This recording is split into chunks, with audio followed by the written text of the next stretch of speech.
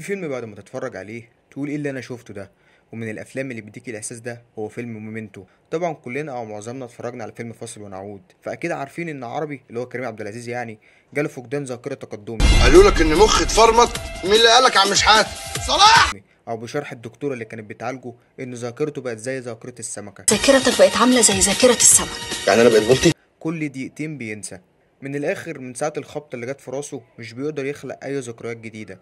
وده نفس اللي حصل لبطلنا في فيلم النهارده. وبالمناسبه فيلم فاصل ونعود فكرته من فيلم النهارده ولكن مختلفه عنه شويه. اول حاجه بس عايزك تفهمها ان طول الفيديو انت هتحس انك مش فاهم اي حاجه. ده كان رياكشن وش كل 5 دقايق في الفيلم.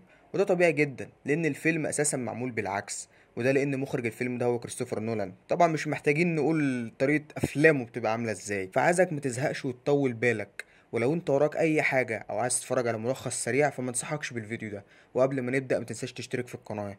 بنبدأ ببطلنا وهو ماسك صورة في ايده من اللي هي بتطلع بكاميرا فوري لشخص ميت وهو قاعد بيحرك في الصورة. بنعتقد انه عمال يحركها عشان الصورة تظهر، ولكن بنلاقي انها بتختفي وبيحصل ريفيرس او رجوع عكسي للمشهد. وهو بيخلص على الشخص اللي في الصورة. بعد كده بننتقل لمشهد ابيض واسود. وحاجة بسيطة بس المشاهد اللي بالابيض والاسود هي تسلسل الزمن الصح، يعني ماشية بشكل متتالي مش بالعكس زي باقي الفيلم. هتفهم قصدي اكتر قدام. وبنشوفه وهو في غرفة فندق وهو بيكلم نفسه وانه مش عارف بقاله قد ايه هنا. بعد كده بينزل لموظف الاستقبال اللي هو الخاص بالفندق اللي هو قاعد فيه، بيوروا له صورة شخص وبيرد عليه بيقول له وراك. وبنشوفه وهو بينده عليه بيقول له ليني، بيقول له انا قلت لك اسم ليوناردو. وبنعرف ان اسم الشخص اللي كان بيسأل عليه في الصورة اسمه تيدي. بعد كده بيخرجوا من الفندق وبيروح عشان يركبوا العربية. ولكن ليني بيقول له هنركب عربيتي، فتيدي بيضحك بسخرية. ركز في المشهد ده عشان هتعرف هو بيضحك ليه قدام. المهم بيركب العربية اللي ليونارد بيقول انها بتاعته. تيدي بيسألها نروح على فين، قال له انا عندي مكان نبدأ بيه. قال له بس ده مكان مهجور احنا رحنا قبل كده. قال له ما اعرفش انا مش فاكر. وركز برضه في المشهد ده. بص انا عايزك تركز في العموم مع كل حاجة. المهم بيوصلوا المكان وفعلا وليونارد بيقول له شكل حد قاعد في المكان هنا. تيدي بيقول له ده بقالها سنين هنا، قصدهم على العربية. قال له ازاي؟ اثار الارض بتقول انها بقالها ايام بس. وبيفتح باب العربية بيلاقي فيها رصاص. وبيسيبه بيدخل المكان بيبدأ يقلب في الصور اللي في جيبه. وبيلاقي صورة تيدي ومكتوب عليها ما تصدقش اكاذيبه. وبيهجم لنا عليه فعلا. وبنشوف تيدي بيقول له انت متعرفش حاجة يا غبي، انت حتى متعرفنيش. قال له انت اسمك تيدي. قال له عشان شفتها من الصور اللي معاك بس. عايز تعرف الحقيقة تعالى ننزل البدروم. وركز برضه في جزئية البدروم دي.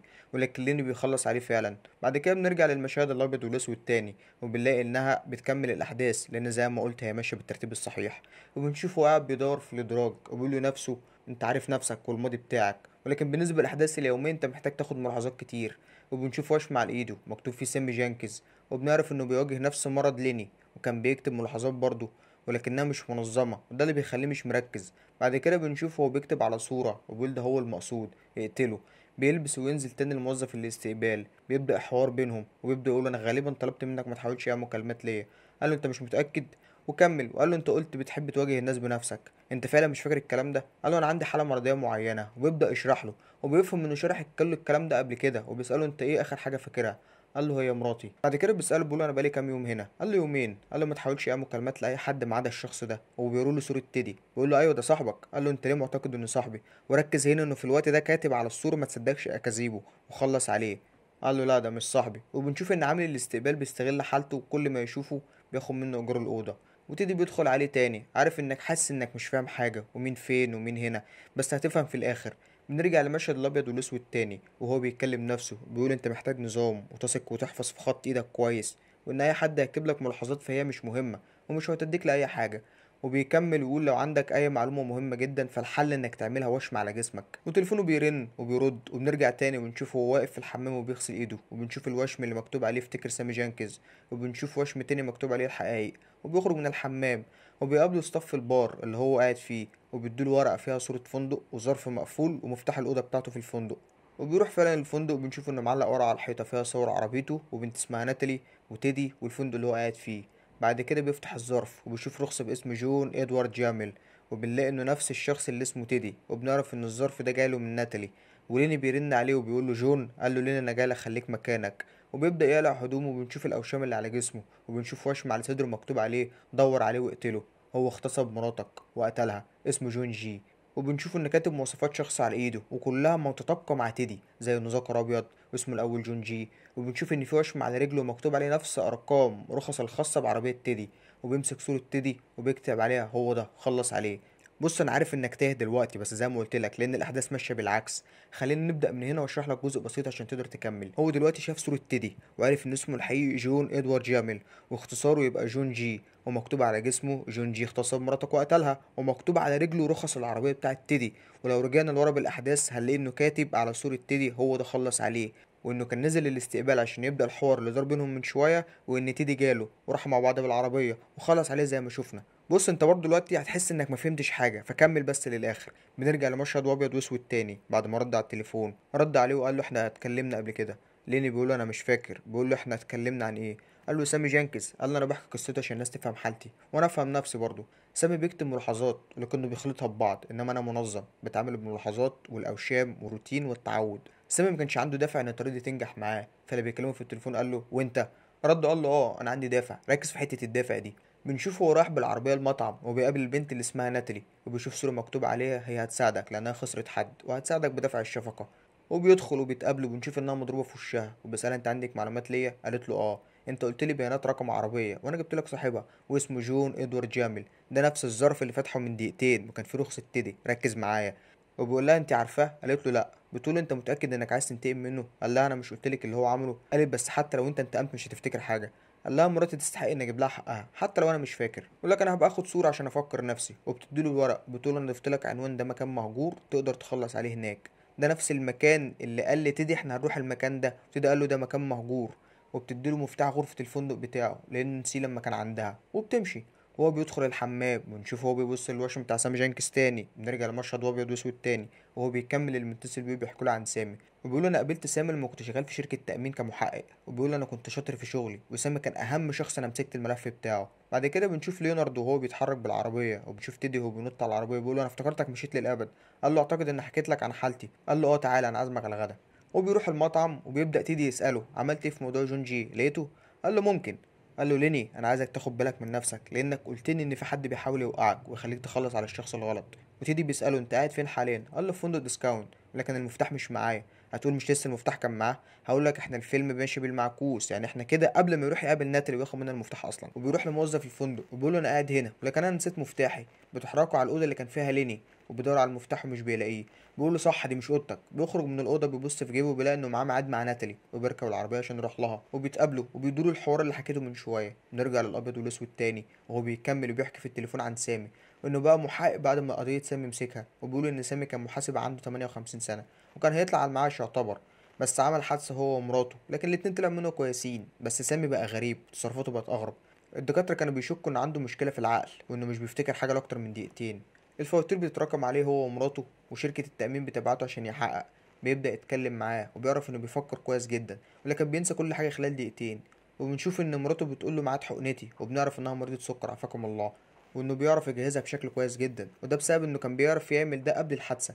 وبيكمل ليني ويقول كل مره كنت بروح له كنت بشوف في عينه انه يعرفني لكن بيقول انه مش فاكرني ابدا. ركز في النقطه دي. فليني بيحس ان سامي انه بيشتغل شركه التامين فبيطلب فحوصات كمان. بنرجع تاني لليني وهو لسه صاحي من جنبه ناتالي لكنه مش فاكرها. بتبدا تتحرك وبتقول انا عندي صديق هيقدر يساعدنا في رقم العربيه اللي انت اديتها لي. وبتقول له اول لما اوصل لحاجه هتصل بيك. قال لها انا مش كويس على التليفون، ممكن تحددي ميعاد اقابلك فيه. وبتكتب الوقت وبيقول لها شكرا انك بتساعديني. بتقول انا بساعدك لانك ساعدتني، وركز في حته ساعدتني دي. وبتديله الورقه فعلا. وبيخرج بيركب العربية وبنشوف تيدي وهو بينط على العربية تاني بيقول انا افتكرتك مشيت للأبد. بنرجع للأبيض والأسود وليني بيكمل وبيحكي عن سامي انه ما كانش بيتعلم اي مهارات جديدة ولكن كان ممكن يتعلم من خلال التكرار، والمقصود هنا انه يعمل نفس الحاجة كذا مرة على مدار فترة كبيرة عشان تتحول لروتين وعادة. زي السواقة مثلا، مع الوقت بتلاقي نفسك بتسوق وبتنقل السرعات من غير ما تفكر. وده اللي بيحاولوا يختبروا سامي فيه عن طريق ان هم جابوا ترابيزة عليها اشكال هندسية وفي شكل هندسي معين مكهرب، بحيث لما سامي يحاول يختاره يتكهرب فيخلق ذكرى عنده في اللاوعي عشان يتجنب الشكل ده في المستقبل. ولكنه بيفشل وكل مرة بيختار نفس الشكل اللي فيه الكهرباء. بنرجع نشوف ليني وهو بيخبط جامد على ناتالي وبيقول لها صورة وبيقول لها مين دود ده. وبنشوف صورة شخص مضروب ومتصور زي صورة الدارك ويب كده. وبتقول له اعتقد اني مش هحتاج اقلق منه تاني. وهنا بنشوف ناتالي وهي بتستغل حالة ليني لمصلحتها الشخصية، وهتشوف ده بشكل اوضح قدام. وبيدخل الشقة وبيبدأ يسألها عنه. بتقول له انت عرضت عليا المساعدة. قال لها انت ورطتني ازاي في كده؟ قالت له انت اللي عرضت عليا المساعدة لما شفت عملي في وشي. ايوه ركز بقى في عملي في وشها دي. المهم بيقول لها انا مش مصدق، انا حاسس ان في حد بيحاول يخليني اقتل حد بالغلط. وبتقول له انت عملت كده؟ قال لها لا طبعا. بتمسك الصورة بتاعت دود وبترميها. بتقول له بصوت انثوي حنين كده: انت عرضت مساعدتي، ثق في نفسك. هو بيبدا يعيط بعد ما اتعصب وافتكر مراته وهي بقت مش مهم. المهم هنا بتقول له: انا خسرت حد انا كمان، وبتوريه صورته وبتقول له اسمه جيمي، ركز بقى في صورة الشخص اللي اسمه جيمي ده كويس. يا عم انت عمال تقول ركز ركز ركز، زهقتنا. عارف، بس قول هنحتاجه قدام. وبتقول له جيمي راح يقابل شخص ومرجعش من ساعتها، وبيقول لها: مين ده؟ قالت له: واحد اسمه تيدي. وبتسأله: لو لقيت اللي اسمه جون جي ده هتعمل فيه ايه؟ قال لها: هقتله. قالت له: انا اقدر اساعدك. المهم انه بيكتب على صورتها انها بتساعدني بغرض الشفقه. بنشوف ليني وهو بيصحى في اوضه وميعرفش هو فين، وبيفتح الدرج بيلاقي مسدس والانجيل وشخص متكتف ومحطوط في الدولاب اللي هو دود. وبنشوف تيدي بيخبط عليه بيقول له: افتح. وتيدي بيدخل وبيسمع صوت دود وبيبدا يسال ليني: انت عارفه؟ بيقول له: انت عارفه؟ تيدي بيساله: هو ده جون جي؟ قال له: لا معرفش. بيقول له: اساله مين عمل فيك كده. وليني بيساله فعلا، بيقول له: انت اللي عملت فيا كده. بيبدا يقلب في الصور اللي معاه، بيلاقي صوره دود ومكتوب عليها وراها: اسال ناتالي. بيبدأ يفكروا هيتصرفوا فيه ازاي، وبينزلوا بيه وبيخلي دود يركب عربيته ويمشي مسافة كبيرة. بعد كده ينزل ويركب مع تيدي. وبنشوفه هو راح لناتالي بيسألها: مين دود ده؟ بنرجع الأبيض والأسود تاني وبيحكي إن سامي ما خدش أي تعويض. وبيقول: أنا ما قلتش إن سامي بيتضايق المرض، قلت إن حالته عقلية أكتر ما هي جسدية. بنشوف ليني وهو في حمام ومعاه ازازة نبيذ، وبيقول لنفسه: انا مش حاسس اني سكران. بيبدا يقلع هدومه وبيستحمى. واللقطه دي انا ضحكت فيها الصراحه، اللي هو انت في مكان مش عارفه ولا فاكره تقوم داخل تستحمى بدون اي تفكير، ما انت قاعد بتفكر طول الفيلم. المهم هو بيستحمى بيسمع ان في حد دخل الاوضه، وبنشوف انه ضد وبدا يضربوا بعض، ولكن ليني بيقدر يخبطه بازازه النبيذ وبيغمى عليه. وبيصوره وبيكتب عليه اسال ناتالي وبيتصل على تيدي. وبعد كده بينام. وبنرجع هو بيكمل قصة سامي، وبيقول مرات سامي ما كانتش قادرة تفهم انه ما ينفعش تخلي حد يفتكر بالعافية. الشخص اللي بيتكلمه بيقول له: هكلمك تاني، وبيقفل الخط. بنشوف ليني هو بيجري ورا شخص عشان يمسكه، وفجأة بيلاقي ان الشخص ده هو اصلا اللي بيجري وراه. انا ضحكت برضه الحقيقة في اللقطة دي. المهم بيجري يركب عربيته وبيهرب، وبيشوف ان معاه ورقة فيها عنوان ضد اصلا، فبيروح وبيستنى في الحمام زي ما شفنا. بعد كده بنشوفه في مكان مهجور وحاجات معلقة على الارض، وبياخد العربية وبيمشي. بيشوف حد قاعد عمال يزمره بالعربية، وبيفتكروا انه يعرفه، فبيحاول يقف عشان يشوفه، ولكنه بيرفع عليه سلاح. المفروض يجري بقى ويهرب، بس لا، هو بيركن وبيستناه. اللي هو انت شايف واحد معاه سلاح، ايه اللي خلاك تركن العربيه وتستناه؟ حاجه غبيه برضه. المهم بيدخل الشخص ده العربيه اللي هو ضد يعني، وبيحاول يثبته بالسلاح، ولكن ليني بيهرب اول لما ضد بيدخل العربيه. وبنشوفه وهو بيجري نسي تاني، مكانش عارف مين فيهم بيجري ورا التاني. بنشوف ان ليني جاله اتصال من نفس الشخص، ولكنه كالعاده بينسى. بيبدا يقول له هما كانوا بيحكوا في ايه. بيبدا يحكوا عن تفاصيل حادثه مراته، وان جونجي كان ذكي، وان عمل الجريمه اكن شخص واحد بس هو اللي كان موجود مش اتنين. والملخص لحادثه مراته انه كان نايم وفجاه قام مصيحة على صوت في حد في الحمام. جهز سلاحه وتوجه على الحمام. واول لما فتح الحمام شاف ان شخص بيخنق مراته، هو راح ضربه بالنار. وجري عشان يشوف مراته، بس كان في شخص تاني موجود، راح خبطه وتسبب له في موضوع الذاكره ده. ونشوف ليني وهو راح اول مره لفندق ديسكاونت اللي هو قاعد فيه طول الفيلم.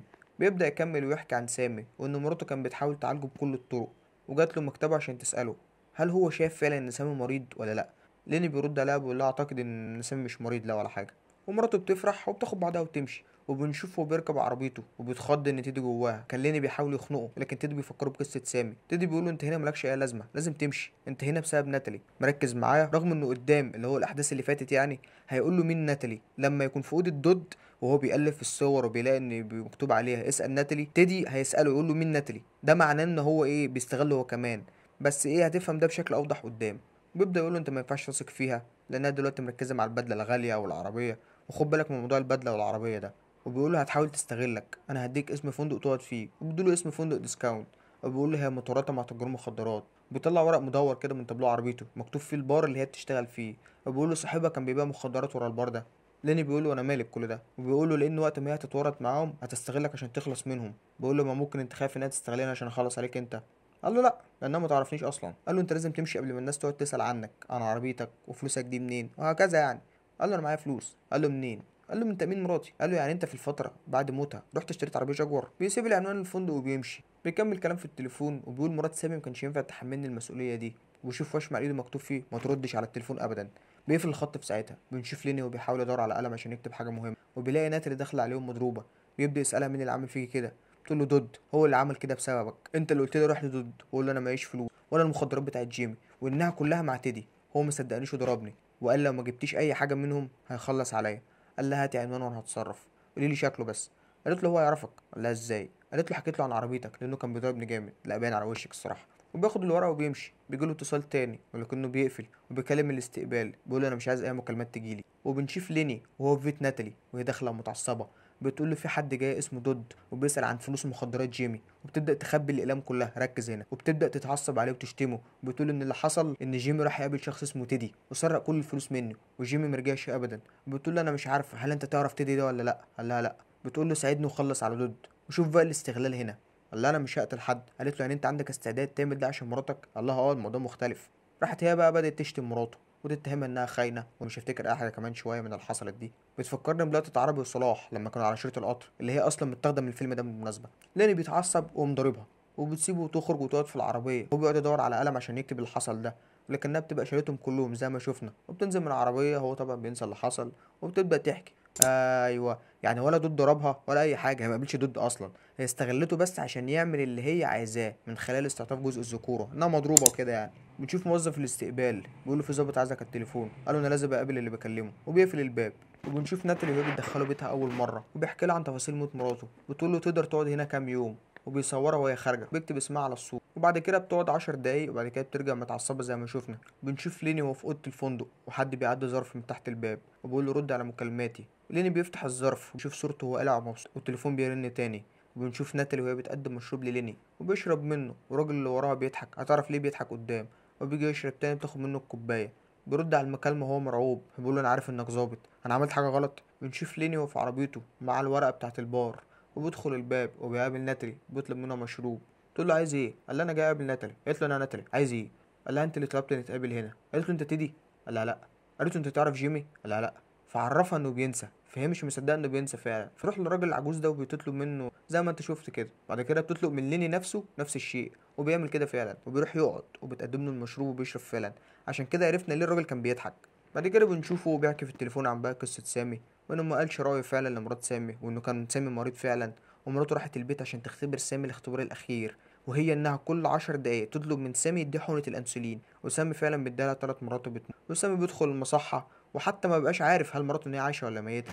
طب هي ليه عملت كده؟ هي عملت كده لانها كانت مقتنعة انه يقدر يتعالج، او ما كانتش قادرة تتعايش مع مرضه، وقررت انها تتخلص من حياتها بسبب نظرات سامي. كانت شايفة سامي اللي هي عارفاه. وكذلك ليني كان كل مرة بيقابله بيعتقد فعلا ان سامي عارفه وبيكذب عليه. بنشوف ليني وهو رايح يعمل وشم يخص رقم العربية، واللي هي عربية تيدي زي ما شفنا نص الفيديو كده. بيجي له تيدي بيقول له انت المفروض تكون بره المدينة دلوقتي، لان انت قلت لي ان في ظابط بيدور عليك. قال له انت عرفت منين؟ قال له لان الظابط ده قال لي، وهو بيضحك عليك وانه بيلعب بيك، وبيقعد يعدلك رسائل عشان تخاف وترد عليه، وعمال يضحك عليك ان جون جي ده تاجر مخدرات. قال له مين جون جي ده؟ قال له جيمي جرانتز. الظابط ده عايز يعرف بيدير عملياته ازاي، فبيستغلك بطريقه معينه عشان كده. وبنعرف ان تيدي محقق اصلا، لان قال له بطل كذب. وتيدي بيديله لبس، قال له غير وتعالى.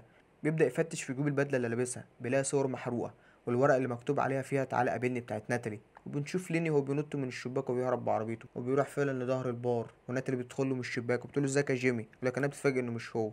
هنا الظابط بيكلمه، اللي بيقول له ان جيمي تاجر مخدرات، انه مستنيه في الريسبشن بتاع الفندق اللي هو قاعد فيه. ليني بيبدا يشيل حاجته كلها من الاوضه دي وبيخرج، اللي هي الاوضه اللي موظف الاستقبال قال له دي كانت اوضتك. بيبدا يشيل حاجته كلها من الاوضه دي وبيخرج، وبينزل قابل الظابط اللي هو بيطلع تيدي اصلا في الاخر.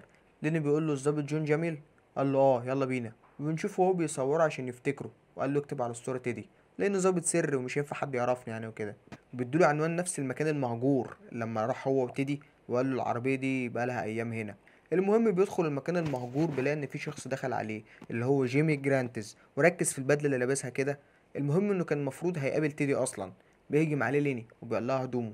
جيمي بيقول له في 200,000 في العربيه، وليني بيتعصب وبيخلص عليه وبيصوره وبيلبس هدوم جيمي. اعتقد ان كل حاجه قلت لك ركز عليها ابتدت توضح معاك دلوقتي، هشرح لك تاني بس نكمل. وبينزلوا البدروم، وبيسمع ان جيمي قال اسم سامي لكنه مش متاكد. وبيجي تيدي وكان بيحاول يسرق عربيه جيمي ويهرب، وليني بيبدا يقلب في الصور كده اللي معاه، بيلاقي صوره تيدي معاه. بيخرج عشان ينادي عليه، بيقول له في شخص هنا محتاج مساعده. تيدي قال له ما تقلقش انا ظابط. ليني قال له انا اعرفك؟ قال له لا. وبينزلوا عشان تيدي يشوف جيمي، وليني بيضرب تيدي على راسه، بيقول له ليني. بيقول له يعني انت عارفني اهو. بيقول له مين ده؟ تيدي بيقول له ده اللي دمر عقلك وموت مراتك. بيقول له كداب، ليه جاب معاه 200,000؟ قال له لاني قلت له انا معايا مخدرات كتير، عملت كده عشان انت تنتقم وتستفيد من الفلوس. بيقول له هو عارف منين موضوع سامي؟ قال له انت حكيت للمدينه كلها عن سامي. بيكمل يقول له انت مراتك ما ماتتش يوم ولا حاجه، وهي ما كانتش مصدقه مرضك مش اكتر، مراتك كانت مريضه بالسكر. قال له دي قصه سامي مش انا. قال له سامي كان نصاب، وانت اكتشفت انه كان نصاب. قال له انا غلطت مش اكتر، ومراته جات لي. تيدي قطعه وقال له سامي ما كانش عنده زوجه اصلا، مراتك هي اللي كان عندها السكر. قال له انت كداب. قال له انا مش خليك تفتكر حاجه انت مش عارف تصدقها زي قصه جيمي كده. قال له مش هو اللي عملها. قال له مش مهم، استمتع بانتقامك، مش فارقه هو ولا لا. قال له لا، الموضوع هيكون مختلف. قال له انا كنت واثق برضو ان انت الموضوع كان بالنسبه لك هيبقى مختلف. انا ساعدتك فعلا على فكره عشان تجيب جونجي الحقيقي من سنه، وصورتك الصوره اللي معاك دي وانت مبسوط، لكنك نسيت بعدها اصلا. وبيكمل بيقول له انت مش عايز الحقيقه، انت عايز الحقيقه اللي في دماغك بس، عشان تعمل لغز ما تقدرش تحله ابدا. بيقول انا اللي جهزت كل حاجه وانا اللي خططت لكل ده اصلا. اتبسط، في جونجي كتير قوي لازم نخلص عليهم. انت خليت عندك هدف للحياه، هو انتقامك لمراتك بس. بيخرج ليني بره وبيفضي رصاص في العربيه، وبيكتب على صورة تيدي ما تصدقش اكاذيبه، وبيكتب عربية تيدي، وبيحرق الصور. بيقول لنفسه انت فاكر ان عايز لغز تاني وجونجي تاني صح؟ انت بالنسبه لي هو دلوقتي جونجي. وبياخد عربيه جيمي والفلوس اللي فيها ويمشي. ولو لسه حتى الان مش فاهم الفيلم، فعيد الفيديو تاني وانت هتفهم، لان الفيلم نفسه لازم يتشاف مرتين عشان يتفهم. لكن انا هديك شرح مبسط وسهل. الفيلم فيه خط زمني واحد ولكنه منفصل، جزء متلون جزء ابيض واسود. الجزء الابيض والاسود زي ما قلت هو ماشي في خط زمني صحيح ومتتالي. الملون بقى ماشي بالعكس، يعني نهايه الفيلم هي بدايته. بمعنى ان الجزء الابيض والاسود هو بدايه الفيلم، ان الظابط كان بيتصل بيه وهو حكى له عن سامي، وان الظابط اقنعه ان جيمي جرانتس هو اللي موت مراته، وان جيمي هو جونجي وان تاجر مخدرات، وان جيمي هيقابله في المكان المهجور، وان ليني يخلص عليه انتقاما لمراته، وقال له قابلني في استقبال الفندق. وبنلاقي انه تيدي في الاخر. وهنا بيبدا الجزء الملون، انه بيروح فعلا وبيخلص على جيمي، ولكن بيكتشف الحقيقه زي ما شفنا، وبيحط هدف انه يتخلص من تيدي، رغم انه فعلا اتخلص من اللي اتسبب في موت مراته من سنه، ولكن هنرجع ليه عمل كده كمان دقيقه. وبعد كده بيحط الهدف، وبعد ما يحط الهدف بيروح عشان يعمل الوش، وبيجيله تيدي بيقولوا انه لازم يهرب عشان الشرطي الفاسد بيدور عليه اللي هو تيدي اصلا. وبيهرب منه، بيروح للبار بتاع ناتالي واللي بتفتكره ان جيمي بسبب العربيه، وبتعرف انه اتخلص من جيمي من اللبس. ولما بيدخل البار بتساله انت مين، وزي ما انا حكيت الفيلم كده، لانها كانت عارفه ان جيمي هيقابل تيدي. ولحد ما فهمت مرض ليني استغلته عشان يتخلص من دود، وتتوالى الاحداث عشان في نفس الوقت تديله الخيط النهائي اللي هو رقم عربيه تيدي في الظرف عشان يتخلص من تيدي في النهايه. بص، اتمنى يكون الشرح مبسط، وزي ما قلت لو حسيت انك مش فاهم عيد الفيديو تاني. نيجي بقى لرسالة الفيلم، وهي ان الانسان ما ينفعش يعيش بلا هدف. زي سامي ما كانش عنده هدف انه يعيش عشانه، عشان كده ما كانش بيحاول يتعود على الروتين زي ليني. عشان كده ليني كان عامل الوشم على ايده وكاتب تذكر زامي جانكيز، مش عشان قصة سامي، لا، عشان يعيش ويبقى عنده هدف. اتمنى يكون رسالة الفيلم وصلت، وانك تكون فهمت الفيلم. طبعا الفيلم ده من روائع كريستوفر نولان الحقيقة، وده رابع افلامه، ويعتبر نقدر نقول ان هو دي بدايته الحقيقية في مجال صناعة الافلام. لو لسه لحد هنا متنساش تصلي على النبي، واشوفك الفيديو الجاي. سلام.